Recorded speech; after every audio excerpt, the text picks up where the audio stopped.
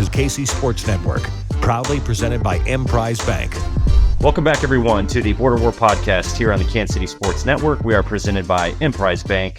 My name is Jarrett, Sutton, and I'm joined by my co-host, Jeff Hawkins. Jeff, welcome in. I know your season has concluded, so you're all into the college basketball scene here as we start the last week, or we right in the middle of the week of the last week of the regular season here in Big 12 play. How's it going, man? Doing great. And, it's one game. Most teams have about one game left in conference play before they hit their tournament. So it's that crazy time for, even high school basketball. Crazy games going on, upsets. So that's always the fun part of this time, because you normally see teams playing at their peak.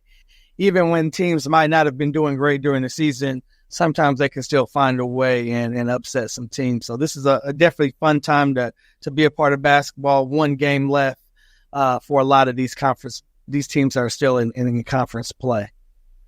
We got a lot to get to with Kansas. Last time we left you guys, it was right before the Texas game that Kansas played at home, beating Texas handily, 86-67.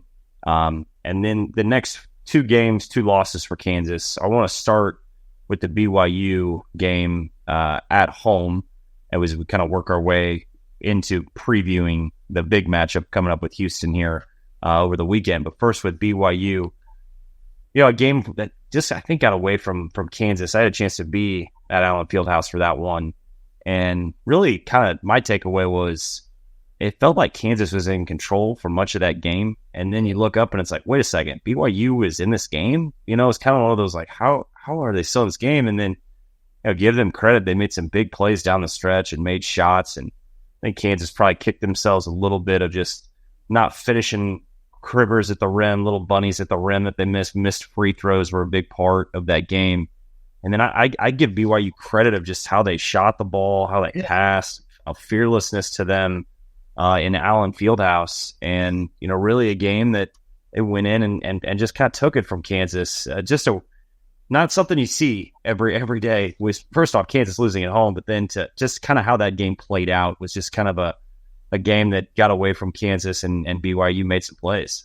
Yeah, and I think Coach Self's, really big on type of moments like, when you have a team down and, if you really think in the early part of the game, it looked like KU could stretch away from it, and BYU, they always just kind of stayed pretty close, not letting that lead get out. And then in the second half, KU kind of jumped out on them. And, Coach Self is really big on, they had that 10-point lead, with about 14 minutes left. And, that's when that lead started to dwindle. And I think they let off the gas. And I think Coach Self's really big on, when you're in those situations like that, when you got a team down, especially if you're at home, he uses this time, you have to keep your foot on their throat.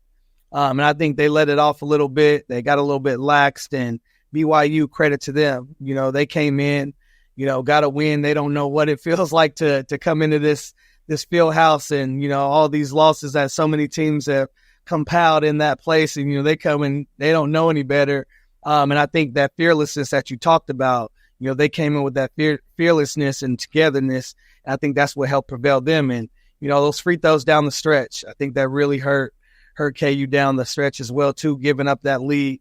But even they gave up that lead. It was kind of a back and forth game. But again, when it comes down to those free throws down the stretch, that can give any team an edge if you're not hitting those, especially from guys that you normally know can make those. Yeah, and you look at, Kansas dominated the paint, and that was really kind of what I thought would just be the deciding factor. I just didn't think BYU were going to be able to match Hunter and KJ. And then you look at bench points, BYU was plus 20 in bench scoring, and then the three-point shooting was really the game. 13 of 34 BYU from three. Kansas was 3 of 15. And again, no Kevin McCullough in this game too, which is a big factor in this. I think BYU is a tough matchup. I wouldn't want to play BYU in the tournament just because of how they play. It's a very 5-out offense. Their bigs can pass. You don't want to judge a book by its cover with them. They just got a bunch of older guys that know how to play and play in a system. And it's like a machine. And look, they were pretty bad against Kansas State, and I think that's one of the teams that makes a team dangerous in March. Is they can be bad. They can have games where you're like, oh, that team's might not be that good, and then they have games where you're thinking, man, they could, if they shoot the ball like that, they're going to be in every game. So that's just kind of the dangers of I think what the BYU team is, and I just think Kansas, the struggles from 3, no Kevin, missed free throws. That was really the tail of the game. It's always that saying, live by the 3, die by the 3. Sometimes you can keep living by, you just never know when it's going to work for you. But again, BYU hitting 13 threes. They shot 34. I wish I could play on that team shooting 34. But they have seven guys shooting threes. I mean, every starter shoots threes, and when they sub in, guys are stretching the floor. So you always, it's always tough to play those teams where you got to make sure you're in a stance, your rotations are good, you got good on-ball D. Like, you can't slip up, because if they get a paint touch and they're moving the ball and they're ready to shoot, they're going to let it fly. Those are those teams that are like you said, those matchup problems, especially when they're hitting. So, but you just got to expect a team that's going to shoot 34 threes, that if, even they hit, 30% of those, they hit 35% of those, that's still a good margin of threes that can still at any point in the time of a game change momentum. You look at BYU's defense in that game too. I thought it was probably frustrating for guys like Hunter and KJ, even Johnny Furphy a little bit. Like, BYU's really connected on defense. They're very undersized, but they do a great job of helping each other. Like, it's a very interconnected defense.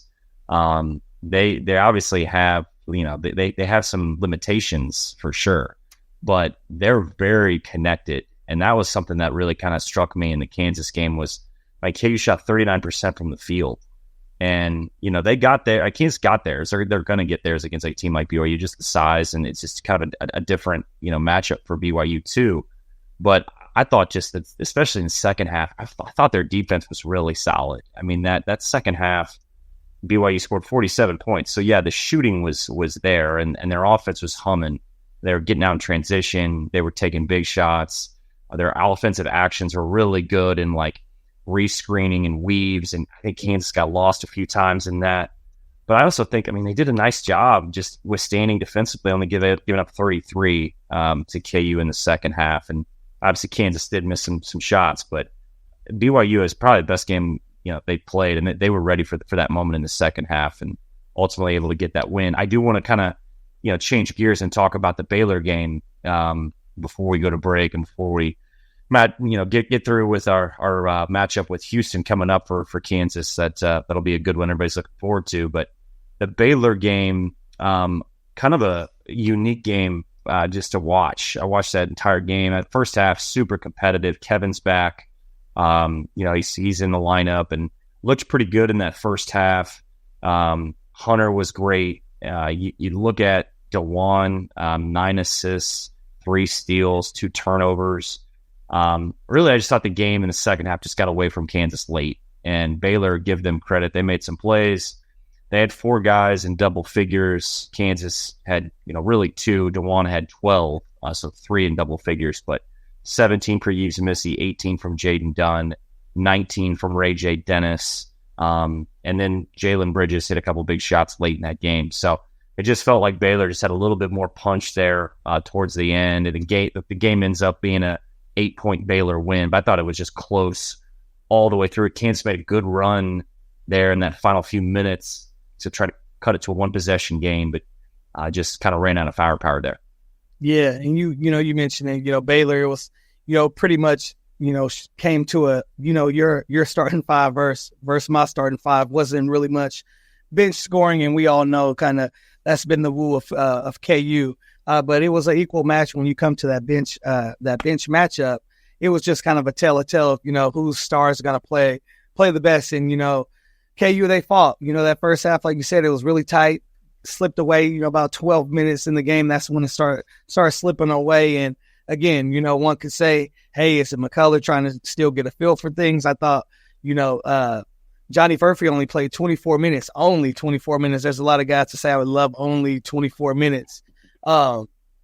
And again, I thought that, he would be able to get going a little bit more. He was only 1 for 5 from the field. I think that kind of helped. And, KJ was not as active as well too, due to, having a little foul trouble as well too. So, that can do some things when you have to, get deep in that bench and play some other guys. But, they let it slip away from them.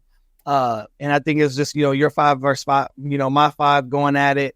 And it was just some possessions that, allowed them to, a Baylor to just kind of get that edge and push forward. But KU fought as much as they could. And it was just kind of one of those games to where, sometimes the ball bounces a little bit for you and sometimes it doesn't.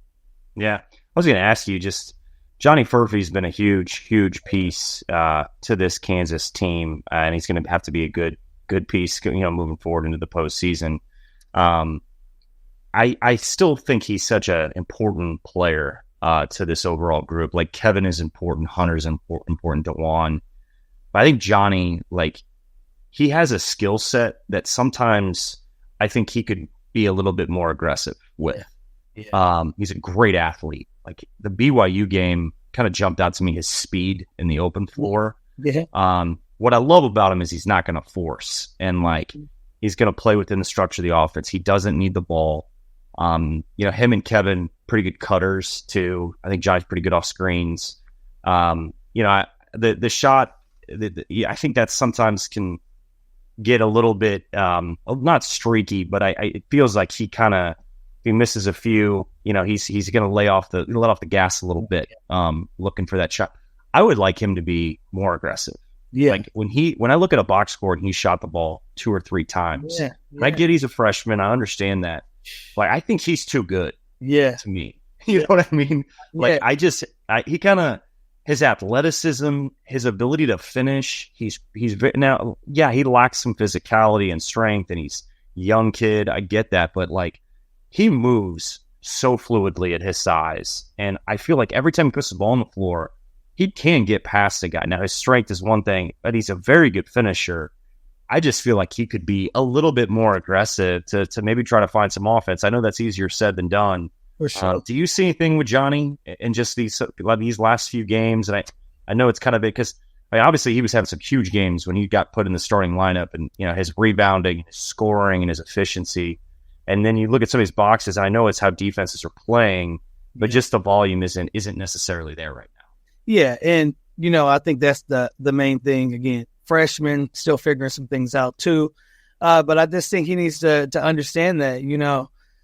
But I think the path that he took to get to where he's at, from not starting to starting, and having this role is you can take 10 shots, you can take close to 10 shots a game, and I think that gives the Jayhawks the best chance because of your elusiveness to be able to score the ball just inside, outside, your length. I mean, all those things that he has with his athleticism on the offensive end. I think that they need that, especially with not having that bench production to where you really need those 5 again. I feel like it was, your 5 versus our 5. You need those five guys to really be go and be able to stay aggressive and be on that edge. And he's a freshman still trying to figure some things out, but I think that's one of the things that he's going to have to learn, and he will learn over time. Sometimes as a freshman, you're still trying to, figure out your role, and he kind of got into his role a little bit different. But he needs to understand that he's put in that role for a reason, and it's good to be aggressive. It helps the others when he's that aggressive. It helps the defense to eye in on him a little bit more, take him a little bit more seriously, and he's a good enough player to be able to find the open pass and find the open man out of that, which leads to easier buckets. So I think the biggest thing with Furphy is just he needs to stay aggressive, because when he's aggressive, it's a lot better for him. We'll take a quick break, but before we do, we wanted to tell you about Homefield Apparel. Homefield is committed to creating incredibly comfortable, officially licensed apparel with vintage college designs. Homefield has a growing collection of over 150 plus colleges to choose from, including your favorite team's unique logos, mascots, and iconic moments to create thoughtfully designed apparel. Shop your latest team's apparel. Head to homefieldapparel.com. Use the promo code KCSN23 for 15% off your first order. We appreciate you supporting KC Sports Network by listening to our podcast. You have helped us become the highest-ranked Chiefs podcast network in 2022 and 2023. And don't forget about our daily Substack newsletter, the best written analysis you can find on the Chiefs straight to your inbox every day. kcsn.substack.com. Well, welcome back, everyone, to the Border War podcast here on the Kansas City Sports Network. I'm Jarrett Sutton. I'm joined by Jeff Hawkins. And Jeff, I wanted to kind of touch one more on Baylor, the Baylor loss, and that was the rebounding. Typically, you do not see Kansas get out-rebounded in a game, and they were out-rebounded by Baylor by about 8. It was sort of by committee from Baylor. Kansas only 23 rebounds. Now, Kansas continued to win the paint discrepancy. They were plus 10 points in the paint. Typically, you see Kansas dominate in those areas. Like, that's really their identity. But I'm just curious. I think this is a big topic. We hit it on the BYU game. Kansas made 4 threes in the Baylor game, and they only shot 13 total threes. Now, Baylor only shot 17 too. Sort of how the game went with defenses. In the modern day game, and I understand like Kansas' identity with Hunter and KJ and how good they are around the rim. Do you like worry about that at all in terms of like being able to like withstand in March if you can't make 3-point shots? Like, to me, that is the one thing, and they're capable. Kevin's capable, Johnny's capable. They're capable.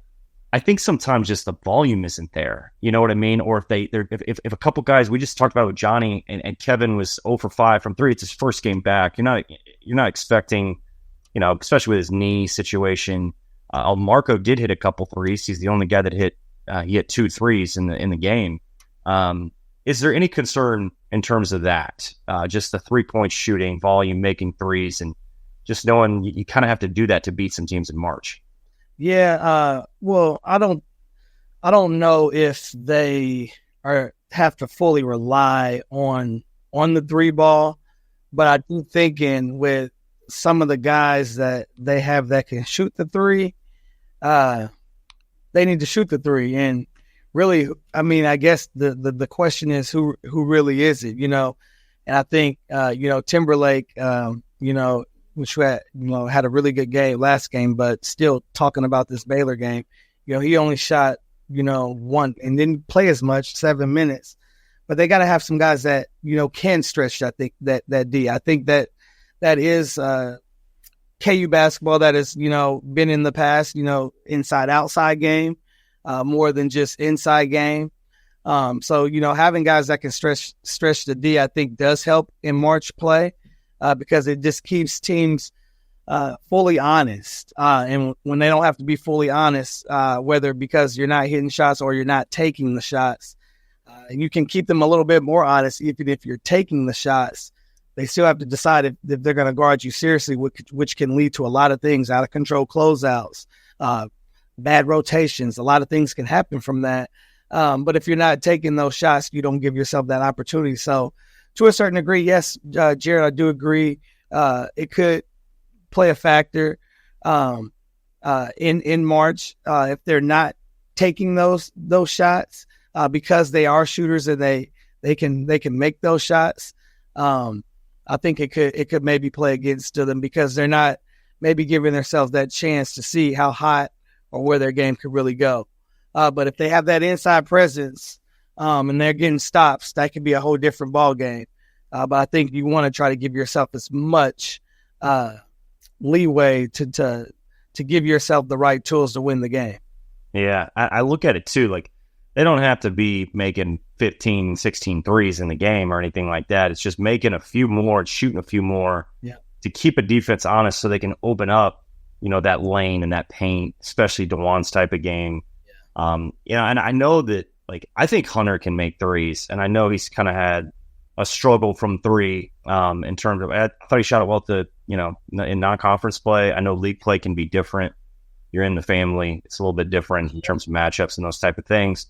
I also think the wear and tear of a season and then the amount of minutes that a lot of starters have played can be a little bit of a factor too. But that's the thing I'm most curious about because they're capable. It has nothing to do with them not being capable to make threes. They are.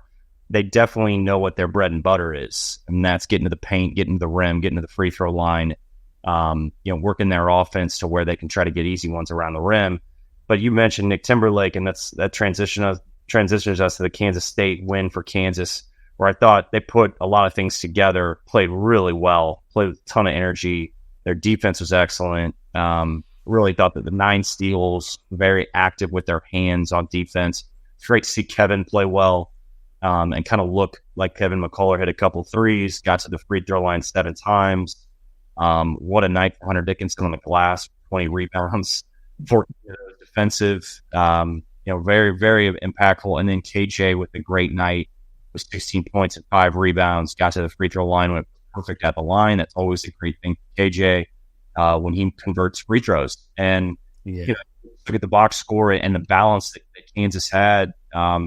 Just made 3 in the first half, hit 5 in the second half. And you looked at their efficiency. Their efficiency went up by 10% from the field.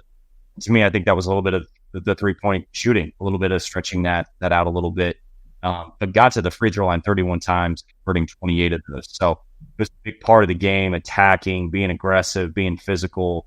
And then, you look at Kansas points in the paint. They win points in the paint again and got good production from their bench with 29 points from the bench. So really a great night, I think, for Kansas. Just things you want to see, maybe some trends you want to see. Nick Timberlake, for one, was great. And then Johnny Furphy, 30 minutes, again, 2 of 3 before fourth the line, was also in attack mode as well.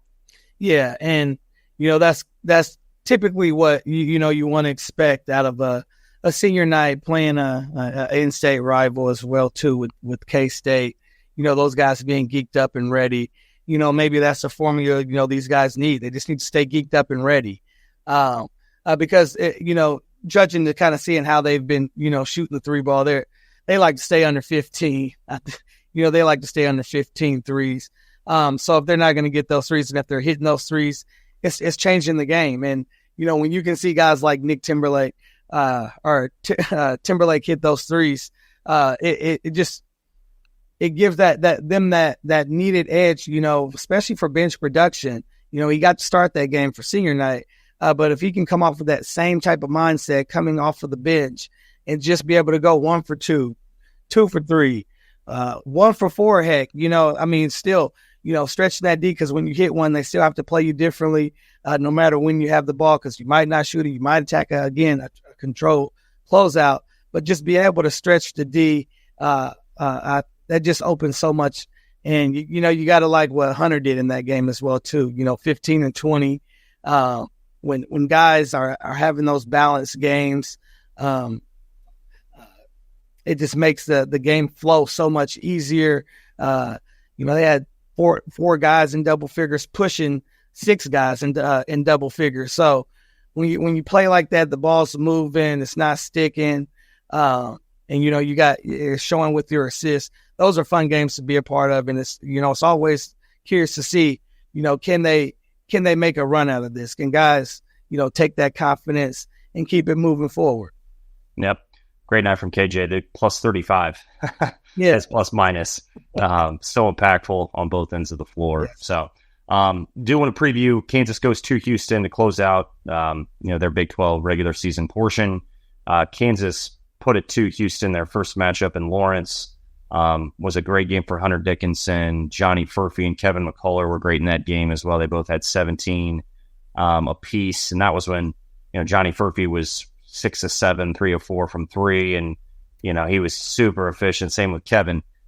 So they do have Kevin back for this game. I think the thing that jumps out in that game, Houston just was not ready to play Kansas. The defense was not. I've seen Houston play a few times, and Kansas did pretty much whatever they wanted in that game in terms of ball movement. And then I really didn't think Houston did much offensively until the end of the game when LJ Cryer kind of got hot and went off a little bit. But the difference is Jamal Shedd is playing at a really high level, like Big 12 Player of the Year level, with his ability to score the ball, create, defend. He reminds me of Javon Carter when Javon was at West Virginia, like just super impactful point guard. And this Houston team's no joke, and they're great. They're on building. They're undefeated at home. anything you draw to in this matchup? It is still, I mean, I know the Big 12 regular season outright, right now it's a 2-horse race with Iowa State and Houston, but there's still a lot to play. Kansas right now is projected, I believe, a 3 seed. So there's Houston's playing, for that number 1 overall seed that they're trying to get. So there's a lot in play in this game for both these teams.